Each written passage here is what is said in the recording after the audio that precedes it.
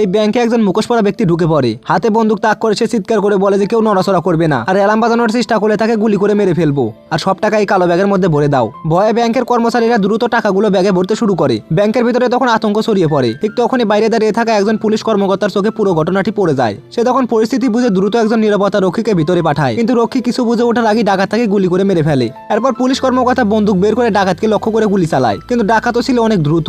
সে সঙ্গে সঙ্গে একজন নিরীহ মানুষকে জিম্মি করে ফেলে। তারপরে চিৎকার করে বলে যে কেউ গুলি চালাবে না। জিম্মিকে ঢাল হিসেবে ব্যবহার করে সে তখন ধীরে ধীরে ব্যাংক থেকে বের হয়ে আসে। তবে বের হওয়ার সময় পুলিশ কর্মকর্তার ছোড়া একটা গুলি তার পিঠে লাগে। ডাকাত তখন দ্রুত গাড়িতে উঠে পালানোর চেষ্টা করে। ঠিক তখনই পুলিশ কর্মকর্তা আরেকটা গুলি ছোড়ে, যা গিয়ে সরাসরি তার বুকে লাগে। সবাই ভেবেছিল এবার হয়তো তার শেষ। পুলিশ কর্মকর্তাও মনে করেছিল যে দুইটি গুলি লাগার পরে সে আর বাঁচবে না, কিন্তু আসল সত্য ছিল আরো ভয়ঙ্কর। এই ডাকাত আসলে সেই পুলিশ কর্মকর্তারই একজন সহকর্মী। সে শহর থেকে অনেক দূরের একটি নির্জন জায়গায় গিয়ে গাড়ি থামায়। তারপর শরীরের কাপড় খুলতেই দেখা যায় যে ভিতরে সে শক্ত বুলেট প্রুফ জ্যাকেট পরেছিল। বুকে লাগা গুলিটি সেই জ্যাকেটেই আটকে যায়, তাই সে তখন পানি বেঁচে যায়। এরপর নিজের অপরাধের সব প্রমাণ মুছে ফেলতে সে তখন কাপড়গুলো গাড়ির ভিতরে ফেলে দেয়। তারপর পুরো গাড়িতে পেট্রোল ঢেলে আগুন লাগিয়ে দেয়।